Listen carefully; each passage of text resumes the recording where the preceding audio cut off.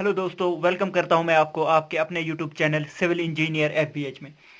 तो दोस्तों, जो हमारी आज की वीडियो है, ये लेवलिंग की दूसरी वीडियो है हमारी हमारी तो यहाँ पर हम डिस्कस करने वाले हैं आज की वीडियो में rise and fall method, height of instrument method जो है, इनके बारे में मैंने वीडियोस ऑलरेडी बनाई बनाई हुई है।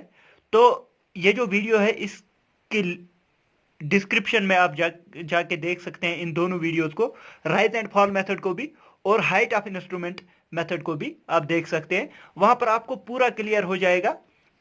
वो वीडियोस बहुत ही अच्छी वीडियोस है, उन पे 2-2 लाख से ज्यादा व्यूज है दोनों वीडियोस पे। तो आप जाकर वो वीडियोस दो देख लेना। एक है राइज एंड फॉल मेथड, मैं वहां पर मेंशन भी करूंगा, और हाइट ऑफ इंस्ट्रूमेंट मेथड। इस वीडियो की डिस्क्रिप्शन में लिंक दी हुई है, तो आप जाकर उन वीडियोस को देख सकते हैं। तो यहाँ पर मैं ऑब्जेक्टिव पॉइंट ऑफ व्यू से आपको बताऊंगा कि राइज एंड फॉल मेथड जो होता है, ये होता है मोर एक्यूरेट मेथड। ये ज्यादा एक्यूरेट मेथड होता है हाइट ऑफ इंस्ट्रूमेंट मेथड से, क्योंकि हमारे पास जो है, हम साथ साथ चेक भी कर सकते हैं हमारी रीडिंग्स जो है वो ठीक आ रही है कि नहीं आ रही है। जब आप ये मेथड देखोगे वीडियोस में, तो आपको खुद से क्लियर हो जाएगा। और हाइट ऑफ इंस्ट्रूमेंट मेथड जो होता है, height of instrument method is rapid. ये तेज हम कर सकते हैं, इस मेथड को हम तेज कर सकते हैं, लेवलिंग जल्दी जल्दी कर सकते हैं। लेस टीडीएस, मतलब इसमें ज्यादा जो है टीडीएस नहीं होता है ये ज्यादा। और सिंपल होता है, मतलब कि सिंपल होता है ये, इसमें ज्यादा हमें जो है कैलकुलेशन, ज्यादा टफ कैलकुलेशन करने की जरूरत नहीं है होती है। यहाँ पर जो है इंटरमीडिएट पॉइंट्स के लिए हम चेक नहीं कर सकते हैं, इसीलिए जो एरर होता है वो अननोटिस्ड हो जाता है, मतलब कि एरर इसमें आ भी सकता है। तो इसीलिए जो है राइज एंड फॉल मेथड को एक्यूरेट मेथड माना जाता है। इसके बाद हमारे पास चेक्स के बारे में फार्मूला पूछा जा सकता है। तो हाइट ऑफ इंस्ट्रूमेंट मेथड के लिए हम एक चेक लगाते हैं, समेशन ऑफ बैक साइड्स। हम एक टेबल बनाते हैं, जब आप वीडियो देखोगे तो आप देखोगे वहां पर हम एक टेबल बनाते हैं। उस टेबल में हमारे पास बैक साइड्स दी होती है, फोर साइड्स दी होती है, और रिड्यूस्ड लेवल हमें हमारे पास लास्ट रिड्यूस्ड लेवल आ जाएगी और फर्स्ट रिड्यूस्ड लेवल आ जाएगी। तो यहाँ पर हमारे पास summation of back sights minus summation of fore sights is equal to last reduced level minus first reduced level के इक्वल होना चाहिए। तभी हमारे पास जो है ये मेथड जो है, ये कैलकुलेशन जो की होगी हमने, तब वो ठीक होगी। और हमारे पास राइज एंड फॉल मेथड के केस में जो होते हैं, वो होता है summation of rise minus summation of fall. Summation of rise minus summation of fall होना चाहिए last reduced level minus first reduced level के इक्वल। या फिर ये वाला चेक भी हम इसमें लगा सकते हैं, लेकिन हाइट ऑफ इंस्ट्रूमेंट मेथड में राइज और फॉल हम नहीं निकालते हैं, इसीलिए इसके लिए मेथड जो है, यही एक चेक लगा सकते हैं। और इसके लिए ये वाला चेक भी लगा सकते हैं, राइज एंड फॉल मेथड के लिए ये वाला चेक भी लगा सकते हैं और ये वाला चेक भी लगा सकते हैं। हम देख सकते हैं कि हमने कैलकुलेशन जो है वो ठीक की हुई है कि नहीं की हुई है। तो मैं आपको एक बार फिर से बता रहा हूँ कि जो डिस्क्रिप्शन में हमने लिंक दो दी हैं, जिसमें हमने राइज एंड फॉल मेथड और height of instrument method discuss किए हुए हैं, तो वो वाली वीडियोस आप प्लीज़ ज़रूर देख लेना। उनसे आपको जो है राइज एंड फॉल मेथड और हाइट ऑफ इंस्ट्रूमेंट मेथड जो है वो पूरा क्लियर हो जाएंगे। अब आ जाते हैं नेक्स्ट टॉपिक है हमारे पास। हमें डेफिनेटली क्वेश्चन पूछा जाता है effect of curvature, effect of refraction और कंबाइनड करेक्शन के बेस पे आपके न्यूमेरिकल जो पूछे जाते हैं, या फिर आपको डायरेक्टली ऑब्जेक्टिव्स पूछे जाते हैं। तो यहां पर आप देख सकते हैं इफेक्ट ऑफ कर्वेचर क्या होता है। इफेक्ट ऑफ कर्वेचर जो है हम कंसिडरेशन में लेते हैं, फॉर एग्जांपल अगर हमारे पास एक लैंड जो है, अर्थ की सरफेस जो है कर्व्ड सरफेस है। फॉर एग्जांपल यहां पर आप देख सकते हैं ये हमारे पास कर्व्ड सरफेस है। मैंने आपको लेवलिंग में पहले ही बता दिया, लेवलिंग हम जब भी करते हैं वो लेवल सरफेस के अलोंग हम करते हैं। तो कर्व्ड सरफेस ये है, तो हमारे पास जो है एक्चुअल में लेवल जो देखनी थी हमें, वो देखनी थी हमें कर्व्ड सरफेस के अलोंग, मतलब कि हमारी ये जो है वैल्यू एक्चुअल में यहां आनी चाहिए थी। लेकिन हम क्या करते हैं, हम हमारी जो हॉरिजॉन्टल एक्सिस होती है वो रीडिंग ये वाली दिखाती है। तो ये रीडिंग हम देखते हैं, और ये रीडिंग हमारी आनी चाहिए थी अगर हम लेवल लाइन के अलोंग। लेवल लाइन मैंने आपको पहले ही बता दिया, लेवल लाइन होती है पैरेलल टू अर्थ सरफेस। तो अर्थ सरफेस ये ऐसे है, तो इसकी लेवल लाइन ये होती। मतलब कि हमारे पास रीडिंग ये आनी चाहिए थी, लेकिन हमारे पास रीडिंग ये आ गई। तो हमारे पास जो रीडिंग आ गई वो ज़्यादा आ गई एज कम्पेयर टू जो आनी चाहिए थी। ये रीडिंग आनी चाहिए थी और हमारे पास रीडिंग ज़्यादा हो गई। तो इसीलिए एरर जो होता है वो होता है measured value minus true value. तो मेजर्ड वैल्यू हमारे पास ज़्यादा हो गई as compare to true value, तो हमारे पास जो एरर है ये पॉजिटिव आ जाएगा। जब मेजर्ड वैल्यू ज़्यादा होगी ट्रू वैल्यू से तो हमारे पास वैल्यू पॉजिटिव आएगी, तो एरर हमारा पॉजिटिव आएगा। और करेक्शन जो है, करेक्शन हमेशा आपको याद रखना है, कर्वेचर के लिए करेक्शन हमेशा नेगेटिव होता है, नेगेटिव होता है। तो एरर जब पॉजिटिव आएगा तो करेक्शन ऑलवेज जो है नेगेटिव होता है। मतलब कि हमें एक्चुअल में ये रीडिंग लानी है तो इसमें से हमें माइनस ही कुछ करना पड़ेगा, तब जाके हमें ये वैल्यू आ जाएगी। तो अब देखते हैं correction for curvature is always negative होता है। तो curvature correction is given by, तो कर्वेचर करेक्शन के लिए हमारे पास इंपेरिकल फार्मूला दिया हुआ है। तो ये है c c is equal to -0.0785 d square. Directly objective में पूछा जाता है कि कर्वेचर करेक्शन जो है उसकी वैल्यू क्या होती है। तो ये वैल्यू आपको याद रखनी है, या फिर अगर आर की टर्म्स में, रेडियस ऑफ अर्थ की टर्म्स में दिया होता है तो c c is equal to -d² upon 2r। तो कर्वेचर करेक्शन जो है नेगेटिव माइनस दिया हुआ है, तो आप इससे भी याद रख सकते हैं कि कर्वेचर करेक्शन हमेशा नेगेटिव होता है और एरर ऑब्वियसली उसका अपोजिट होगा, पॉजिटिव होगा। तो यहां पर आपको ये दो वैल्यूज याद रखनी है, डायरेक्टली ऑब्जेक्टिव में पूछी जाती है। और ये जो डिस्टेंस d है ये किलोमीटर्स में हम लेते हैं। मतलब कि हमारे स्टाफ स्टाफ ये है और ये इंस्ट्रूमेंट है, स्टाफ और इंस्ट्रूमेंट के बीच में हमारे पास डिस्टेंस कितना है ये हम किलोमीटर्स में लेते हैं। ये होता है ये डिस्टेंस d। और r जो होता है, r आपको ऑब्वियसली पता है, रेडियस ऑफ अर्थ। तो यहां पर आपको cc जो है, cc जो है कर्वेचर करेक्शन, ये मीटर्स में आ जाता है। ये d आपको जो है किलोमीटर्स में लेना है, लेकिन कर्वेचर करेक्शन जो है वो आपको मीटर्स में आ जाएगा, क्योंकि ये इंपेरिकल फार्मूला इसी तरह बनाया ही हुआ है। तो ये आपको याद रखना है, हमें डी किलोमीटर्स में लेना है और जो कर्वेचर करेक्शन है वो मीटर्स में आ जाएगा। नेक्स्ट आ जाते हैं हमारे पास, नेक्स्ट है हमारे पास इफेक्ट ऑफ रिफ्रैक्शन। तो रिफ्रैक्शन की वजह से हमारे पास इफेक्ट क्या आता है। आपको पता ही है कि हमारे पास जो अर्थ के लेवल पे जो हमारे पास ये एयर होता है, इसकी जो है रिफ्रैक्टिव इंडेक्स डिफरेंट होता है डिफरेंट लेयर्स में। तो उसकी वजह से हमारे पास रिफ्रैक्शन करेक्शन आता है। तो उसकी वजह से अगर हमें एक्चुअल रीडिंग हमें ये आनी चाहिए थी, अगर लेवल सरफेस है हमारे पास अर्थ जो है परफेक्टली लेवल्ड है, तो हमारी रीडिंग ये आनी चाहिए थी। लेकिन रिफ्रैक्शन की वजह से जो हमारे पास वैल्यू आती है वो ये आती है। अब एक्चुअल वैल्यू ये है और मेजर्ड वैल्यू ये है। तो मेजर्ड वैल्यू छोटा है as compare to true value, तो हमारे पास एरर होता है measured value minus true value. यहां पर आप देख सकते हैं मेजर्ड वैल्यू छोटा है और ट्रू वैल्यू बड़ा है। तो जब ट्रू वैल्यू बड़ा हो गया तो एरर हमारे हमारे पास जो है वो नेगेटिव में आ जाएगा, क्योंकि ये टर्म बड़ी है तो एरर जो है नेगेटिव में आ जाएगा। तो करेक्शन क्या होगी, करेक्शन हमेशा पॉजिटिव होगी जब हम रिफ्रैक्शन करेक्शन देख रहे हैं। तो रिफ्रैक्शन करेक्शन आपको याद रखना है कि पॉजिटिव होती है। और अगर आपको वैल्यू इसकी देखनी है तो रिफ्रैक्शन करेक्शन जो होता है वो 1/7 ऑफ कर्वेचर करेक्शन होता है। ये आपको याद रखना है, 1/7 ऑफ कर्वेचर करेक्शन। और अगर हम इसकी वैल्यू देखेंगे तो यहां पर है 0.0112 डी स्क्वायर। कर्वेचर करेक्शन के लिए याद रखना है 0.0785 डी स्क्वायर, और इसके लिए याद रखना है 0.0112 डी स्क्वायर। अगर आपको ऐसे याद रखना है तो C R is equal to refraction correction is equal to 1/7 d square by 2r। 1/7 होता है डी स्क्वायर बाई 2r, यहां पर डी स्क्वायर बाई 2r था, यहां पर 1/7 of D square by 2r होता है।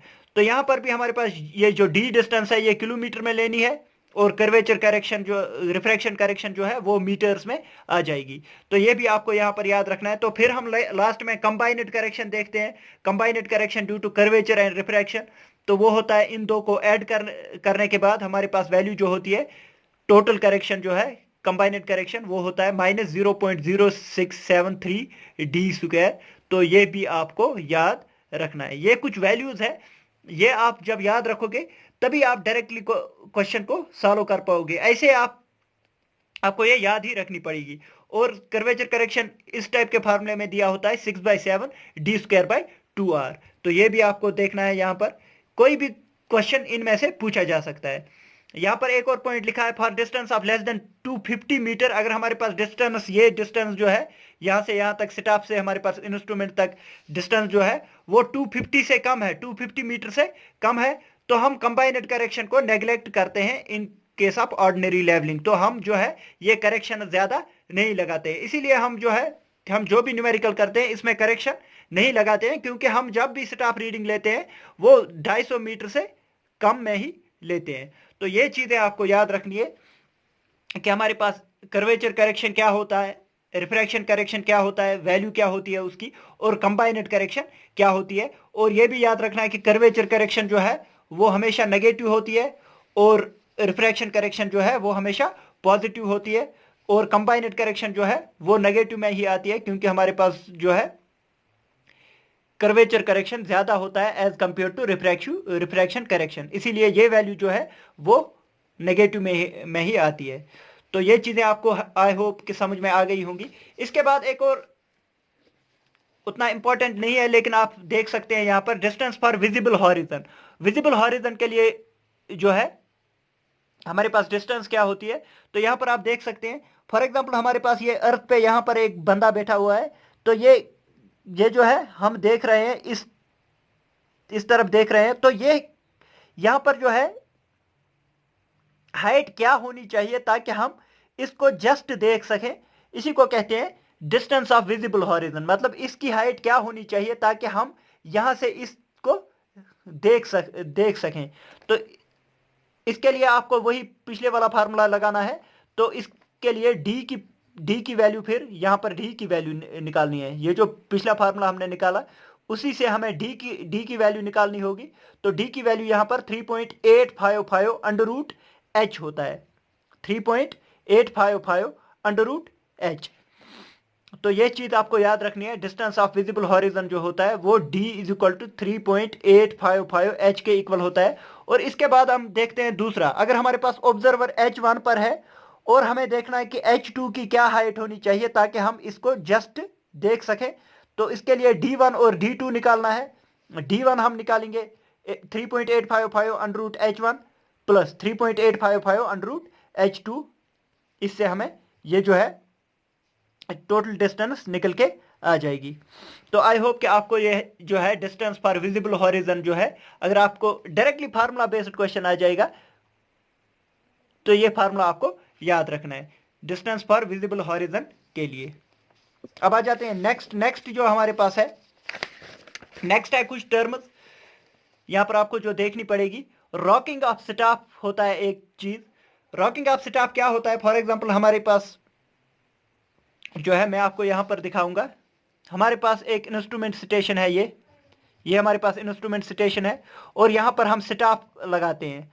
तो स्टाफ को हम क्या करते हैं, ये जो स्टाफ यहां पर रखी हुई है, तो कभी इसको वर्टिकल, परफेक्टली वर्टिकल दिखाने के लिए हम क्या करते हैं, हम इस स्टाफ यहां पर रखी हुई है, हमने इसको आगे पीछे ऐसे घुमाते हैं ताकि जो इंस्ट्रूमेंट के पीछे बंदा बैठा हुआ है वो फिर हमें दिखाता है कि कब हमारे पास ये जो स्टाफ है वो परफेक्टली वर्टिकल बन जाएगी।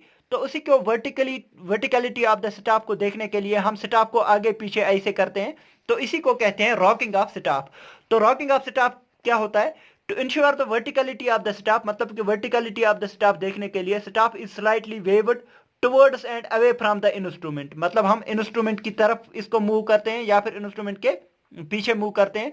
तो इसी को कहते हैं, this process is called as rocking of staff, इसको हम रॉकिंग ऑफ स्टाफ कहते हैं। इसके बाद आ जाते हैं हमारे पास शिमिर। शिमिर एक और टर्म है। शिमिर कहां पर यूज होता है, फॉर एग्जांपल हमारे पास ये जो यहां पर फॉर एग्जांपल ये हमारे पास अर्थ है, तो अर्थ जब हीट हो जाएगी तो हीट की वजह से ये जो यहां पर रीडिंग्स अर्थ के नजदीक ही रीडिंग्स देखने में हमें प्रॉब्लम हो जाती है। तो उसकी वजह से जो है हम 0.5 मीटर तक जो है वो रीडिंग्स नहीं देखते हैं। तो इसी को कहते हैं शिमर। शिमर होता है when the intense sunshine causes the air near the earth shimmer, मतलब जब भी इंटेंसिटी ऑफ सनशाइन ज्यादा होती है और हमारे पास एयर जो होती है अर्थ के नजदीक वो शिमिर हो जाती है, मतलब कि वो जो बॉयल होने जैसी लगती है। तो hence we avoid the staff reading less than 0.5 metre. तो 0.5 मीटर तक हम जो है स्टाफ रीडिंग्स को अवॉइड करते हैं, मतलब हम चाहते हैं कि 0.5 मीटर से नीचे हमारे पास कोई स्टाफ की रीडिंग नहीं आनी चाहिए, क्योंकि वहां पर शिमिर ज्यादा इफेक्ट होता है। नेक्स्ट आ जाते हैं हम use of inverted staff. Use of inverted staff पे आपको डायरेक्टली न्यूमेरिकल क्वेश्चन पूछा जा सकता है। यहां पर मैं आपको बताऊं, न्यूमेरिकल क्वेश्चन डायरेक्टली पूछा जा सकता है। एक छोटा सा न्यूमेरिकल आ जाएगा आपको, use of inverted staff. Inverted staff हम कहां पर यूज करते हैं? पहले ही अगर हमारे पास कुछ ओवरहैंग जैसा दिख रहा है आपको, फॉर एग्जाम्पल हमारे पास अर्थ की लेवल ये है और यहां पर हमारे पास अर्थ ऐसे है, थोड़ा ओवरहैंग टाइप का अर्थ है। तो हमें अगर इस पॉइंट की जो है इस पॉइंट की रिड्यूस्ड लेवल देखनी है, तो इस पॉइंट की रिड्यूस्ड लेवल देखने के लिए हम क्या करते हैं, हम इन्वर्टेड स्टाफ रखते हैं। हम स्टाफ का बेस यहां पर रखते हैं और इसको इन्वर्ट करके रखते हैं। ऐसे हमने इन्वर्टेड स्टाफ कर ली, तो फिर यहां पर रीडिंग देखते हैं। स्टाफ हमने यहां पर ऐसे रखी स्टाफ, तो फिर उसके बाद रीडिंग देखते हैं। तो इसको कहते हैं inverted staff. When the point whose elevation is to be determined is much more above the line of sight। मतलब हमारे पास लाइन ऑफ साइट ये है, लेकिन हमारा पॉइंट जो है इसके ज्यादा ऊपर है, तो हम इन्वर्टेड स्टाफ रखते हैं, हम उल्टा करके स्टाफ रखते हैं। Such readings are recorded with negative sign. तो ये वाली रीडिंग्स जो होती है, इनको रीडिंग्स को हम नेगेटिव साइन में दिखाते हैं। फॉर एग्जाम्पल मैंने आपको बता दिया था हाइट ऑफ इंस्ट्रूमेंट हमारे पास होता है, सॉरी रिड्यूस्ड लेवल हमारे पास अगर हम देखते हैं तो वो होता है height of instrument minus 4 site या फिर इंटरमीडिएट साइट। तो यहां पर हमारे पास 4 साइट की वैल्यू होती थी पॉजिटिव। अब अगर हमें इस पॉइंट की रिड्यूस्ड लेवल देखनी है, इस पॉइंट की रिड्यूस्ड लेवल देखनी है, तो उस वक्त होता है height of instrument minus 4 site की वैल्यू, जो भी मैंने साइट की वैल्यू बोली वो नेगेटिव साइन में लिखते हैं, तो -4 साइट लिखेंगे। तो रिड्यूस्ड लेवल इसकी क्या आ जाएगी, height of instrument plus 4 sight. मतलब कि जो हमने यहां पर साइट ली प्लस हाइट ऑफ इंस्ट्रूमेंट, तो वहां पर आपको दिया जाएगा कि हाइट ऑफ इंस्ट्रूमेंट ये है, height of instrument for example 102 metre है, और हमारे पास इन्वर्टेड स्टाफ जो है उसकी रीडिंग है 2 मीटर। फॉर एग्जांपल आपको दिया जाएगा 2 मीटर इन्वर्टेड स्टाफ है। तो हम जनरली क्या करते हैं, रिड्यूस्ड लेवल फाइंड आउट करने के लिए हम हाइट ऑफ इंस्ट्रूमेंट को माइनस करते हैं माइनस करते हैं रीडिंग, जो 4 साइट होती है या कुछ भी होती है, तो हम जनरली माइनस करते हैं, लेकिन यहां पर प्लस करना है। यहां पर हम देखेंगे हाइट ऑफ इंस्ट्रूमेंट हमारे पास 102 मीटर है, प्लस 2 मीटर की रीडिंग है, तो हमारे पास जो इस पॉइंट की जो है स्टाफ रीडिंग वो आ जाएगी 102 प्लस 2, वो आ जाएगा 104 मीटर। तो 104 मीटर हमारे पास आंसर आ जाएगा।